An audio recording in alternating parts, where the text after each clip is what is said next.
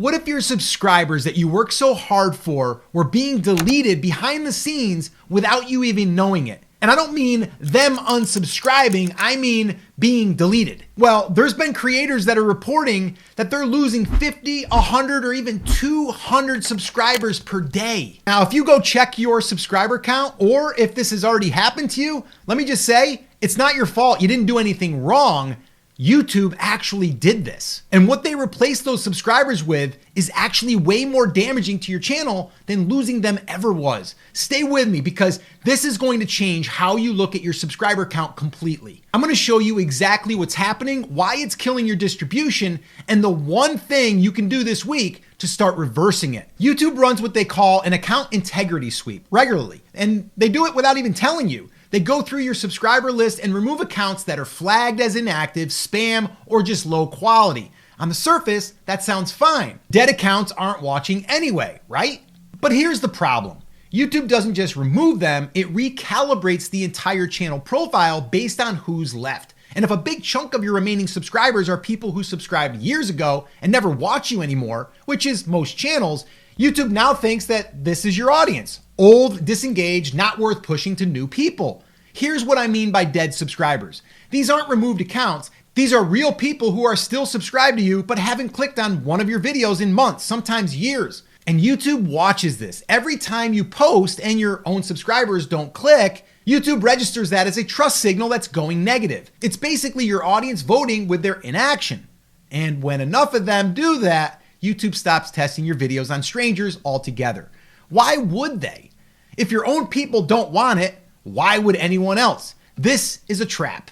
You're not growing because YouTube is using your least engaged subscribers as the benchmark for your content's quality. There are 3 things to look for in your analytics that you can do right now. Number 1, your browse CTR is significantly higher than suggested CTR. Browse is your subscribers, suggested is cold audience. If browse is at 8% and suggested is at 2%, that gap means YouTube trusts your existing audience to click, but doesn't trust strangers to.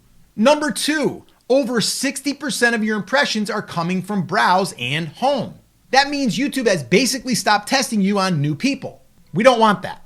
Number 3, your views per hour spikes on upload day, then flatlines within 48 hours. There's no long tail. That's a channel living and dying by its subscriber base with a 0 push by the algorithm. So what do you actually do? Well, there's 3 things. The first is stop optimizing for subscribers and start optimizing for strangers. Your titles need to work on someone who has never heard of you before.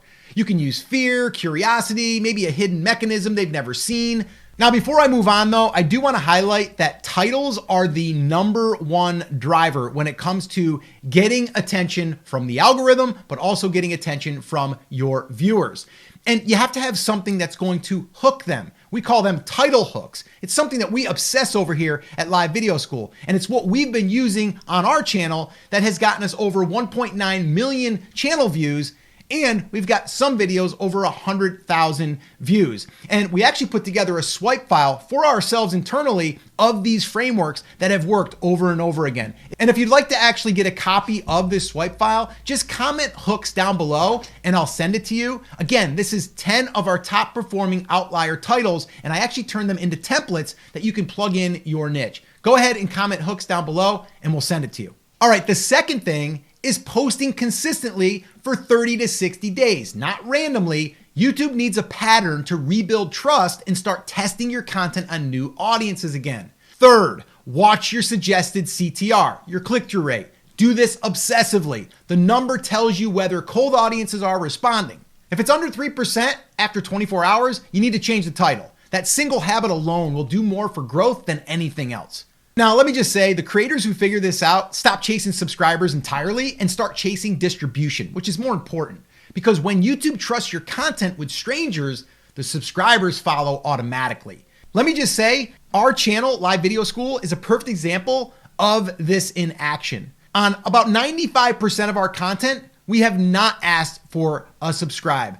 We just basically deliver the content consistently over time, targeting the right audience with the right titles, and we deliver value. And they automatically will either choose to subscribe or not subscribe. And then guess what? When we post a video, our subscribers that subscribed on their own Well, they're going to see that video and they are going to be the ones that are going to allow the algorithm to know if it's worth pushing. So it's really important that you follow this framework. Now, once you do have that core subscriber base, that's actually an advantage because YouTube is going to show that to that subscriber base first, and then they are going to base the decision to push the video off of how that audience reacts. And if you want to learn more about how to create your own test audience for your channel, go ahead and watch that video right there. I did a full deep dive on how you can take your content and really strategize around how it can perform the best for that test audience. Watch that video next, and I'll see you there.